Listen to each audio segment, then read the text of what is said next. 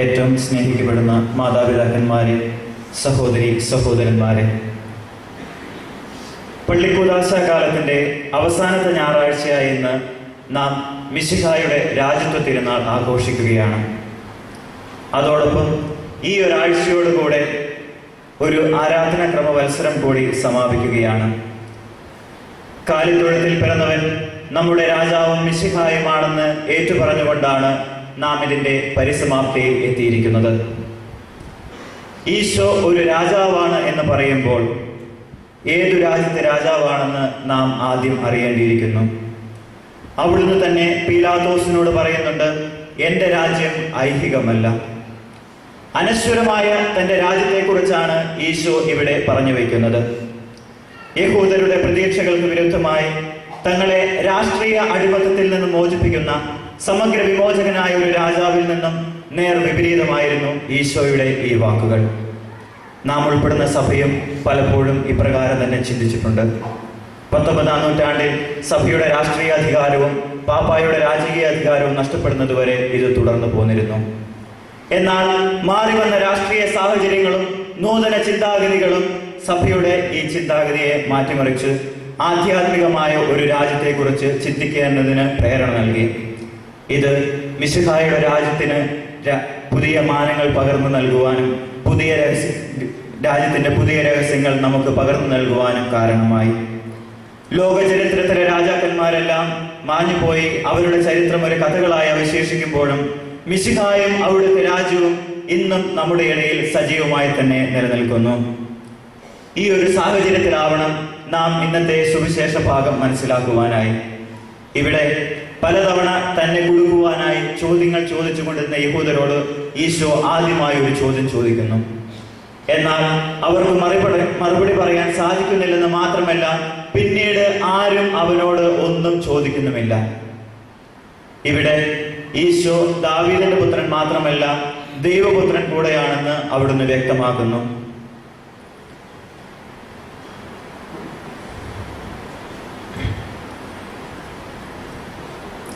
ദാവീദിന്റെ വംശത്തിൽ രാജാധികാരത്തോടെ പിറന്ന രാജാവ് മാത്രമല്ല മിശിഹ, നേരെ മറിച്ച് ദൈവത്തിൽ നിന്നുള്ള ദൈവപുത്രൻ കൂടെയാണ്. അവിടുന്ന് പിറന്നത് രാജകീയ സൗധങ്ങളിലായിരുന്നില്ല, കാലിത്തൊഴുത്തിലായിരുന്നു. അതിനാൽ തന്നെ അവിടുത്തേക്ക് രാജകീയ അധികാരബോധവുമില്ലായിരുന്നു. അധികാരം പ്രയോഗിക്കുന്ന ഒരു രാജാവ് എന്നതിനേക്കാൾ ശുശ്രൂഷ ചെയ്യുന്ന ഒരു സേവകനായി തീരാനാണ് അവിടുന്ന് വന്നത്. ഈശോയെ സംബന്ധിച്ചിടത്തോളം രാജകീയത എന്നാൽ മേലങ്കി ധരിച്ച് സിംഹാസനത്തിൽ ഉപവിഷ്ടനാവുക എന്നതായിരുന്നില്ല, നേരെ മറിച്ച് അരയിൽ കച്ചകെട്ടി പാദസേവ ചെയ്യുന്നതായിരുന്നു. ഇപ്രകാരം ശുശ്രൂഷയുടെ രാജ്യത്തിലെ പ്രജകളാകാനാണ് ഈശോ നമ്മെ ക്ഷണിക്കുന്നത്. കാരണം അവൻ തന്നെ ശൂന്യനാക്കി ദാസന്റെ രൂപം സ്വീകരിച്ചവനാണ്. സഹോദരരെ, നമ്മുടെ ഇടയിലും ഇപ്രകാരം ഉള്ള ഒരു ശുശ്രൂഷയുടെ മനോഭാവമാണ് ഉണ്ടായിരിക്കേണ്ടത്. അധികാരം ആരുടെയും മേൽ കുതിര കയറാനുള്ളതല്ല എന്ന് നാം തിരിച്ചറിയേണ്ടത്. എളിമ കൈമുതലാക്കിയാവണം നാം അധികാരം പ്രയോഗിക്കേണ്ടത്. അധികാരം ആരെയും ഭരിക്കാനുള്ളതല്ല, മറിച്ച് ശുശ്രൂഷിക്കാനുള്ളതായിരിക്കണം. ക്രിസ്തുരാജന്റെ പ്രജകളെന്ന് നമ്മെ മറ്റുള്ളവർ തിരിച്ചറിയേണ്ടതും നമ്മുടെ ഈ ശുശ്രൂഷ മനോഭാവത്തോടെ ആയിരിക്കണം. ഇതുതന്നെയാണ് യോഹന്നാൻ സുവിശേഷം 13-ാം അധ്യായം 35-ാം ഭാഗത്തിൽ ഈശോ പറഞ്ഞു വെക്കുന്നതും.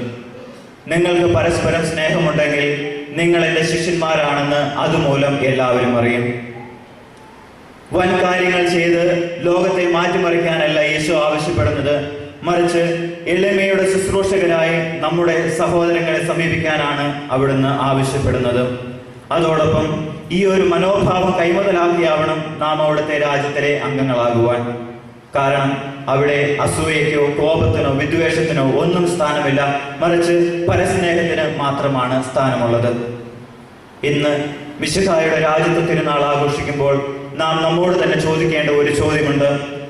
അവിടുത്തെ രാജ്യത്തിൽ അംഗമാകുവാൻ എന്ത് യോഗ്യതയാണ് എനിക്കുള്ളത്? അതിനുള്ള ആധ്യാത്മികമായ എന്ത് ഒരുക്കമാണ് ഞാൻ നടത്തുന്നത്? ഇവ ആർജിച്ചെടുക്കാനുള്ള പരിശ്രമങ്ങളായിരിക്കട്ടെ നമ്മുടെ ഇനിയുള്ള ജീവിതം. അവിടുത്തെ രാജ്യത്തിൽ ദൈവമക്കളായി തീരാനുള്ള ക്ഷണം സ്വീകരിച്ച് നമുക്ക് സഭയോടൊത്ത് നീങ്ങാം.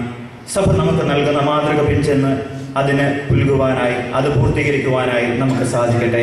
അതിനായി സർവേശ്വരൻ നമ്മെ സമർത്ഥമായി അനുഗ്രഹിക്കട്ടെ. ആമേൻ. അടുത്ത ശനി ഞായർ ദിവസങ്ങളിൽ പള്ളി ക്ലീൻ ചെയ്യുകയും കുർബാനയ്ക്ക് നേതൃത്വം നൽകുകയും ചെയ്യുന്നത് രണ്ടാമത്തെ വാർഡുകാരാണ്. അവരുടെ കൂടാരയോഗം അടുത്ത വ്യാഴാഴ്ച 6:30 ശ്രീ ജോൺ മാത്യു നടുപ്പറമ്പിലിൻ്റെ ഭവനത്തിൽ ചേരുന്നതാണ്. ഇന്നലെയും ഇന്നും ദേവാലയം ക്ലീൻ ചെയ്യുകയും കുർബാനയ്ക്ക് നേതൃത്വം നൽകുകയും ചെയ്തത് ഒന്നാമത്തെ വാർഡുകാരാണ്. അവരെ പ്രത്യേകമായി ഇടവകയുടെ പേരിലുള്ള അഭിനന്ദനങ്ങൾ അറിയിക്കുകയാണ്. വടക്കുമുറി കുരിശുമല നിർമ്മാണത്തിന് ബഹുമാനപ്പെട്ട അച്ഛൻ്റെ അവിടുത്തെ വികാരിയച്ഛൻ്റെ നേതൃത്വത്തിൽ ഇടവക അംഗങ്ങൾ നമ്മുടെ ഭവനങ്ങൾ സന്ദർശിച്ചിരുന്നു. ഈ ഞായറാഴ്ച വരെയാണ് അവർക്കതിനുള്ള അനുവാദം നൽകിയിരിക്കുന്നത്. ഇന്ന് കൊണ്ട് ആർക്കെങ്കിലും ഇനിയും ഈ നല്ല പ്രോഗ്രാമിനോട് സഹകരിക്കുവാനായിട്ട് താല്പര്യമുണ്ടെങ്കിൽ ഇന്നുകൊണ്ട് അത് പൂർത്തിയാക്കുക. കവറുകൾ ഒരുപക്ഷെ നിങ്ങളുടെ വീടുകളിൽ ഉണ്ടായിരിക്കാം. ആർക്കെങ്കിലും ഇനിയും അതിൽ ഇട്ട് നൽകണമെന്നുണ്ടെങ്കിൽ ഇന്ന് തന്നെ അത് വികാരിയച്ഛനെ ഏൽപ്പിച്ചു കഴിഞ്ഞാൽ തീർച്ചയായും അത് കുരിശുമല നിർമ്മാണത്തിനായിട്ട് നൽകുന്നതായിരിക്കും. KCCയുടെ ആഭിമുഖ്യത്തിൽ നല്ല ഇനം കറിവേപ്പില തൈ ലഭ്യമാക്കിയിട്ടുണ്ട്. അത് നമ്മുടെ ഇലഞ്ഞി ചുവട്ടിലിരിപ്പുണ്ട്. താല്പര്യമുള്ളവർ ഫ്രീ ആയിട്ട് എടുത്തുകൊണ്ട് പോകാവുന്നതാണ്. കാരുണ്യ പാലിയേറ്റീവ് കെയർ ഹോം കെയർ സൊസൈറ്റിയുടെ നേതൃത്വത്തിൽ ഒരു രോഗി പരിശീലന ക്യാമ്പ് ക്രമീകരിച്ചിട്ടുണ്ട്. 2015 നവംബർ 28 ശനിയാഴ്ച രാവിലെ 9:30 മുതൽ വൈകുന്നേരം 4 വരെ കരികുന്നം സെന്റ് അഗസ്റ്റിൻസ് കൾച്ചറൽ സെന്ററിൽ വെച്ചാണ് ഇത് നടത്തപ്പെടുക.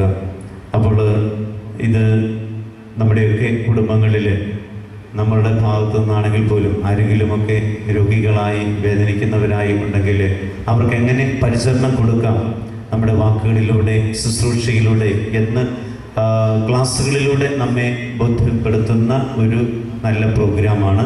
സാധിക്കുന്നവരൊക്കെ പങ്കെടുക്കുക. വിശദ വിവരങ്ങളടങ്ങിയ നോട്ടീസ് കുർബാനയ്ക്ക് ശേഷം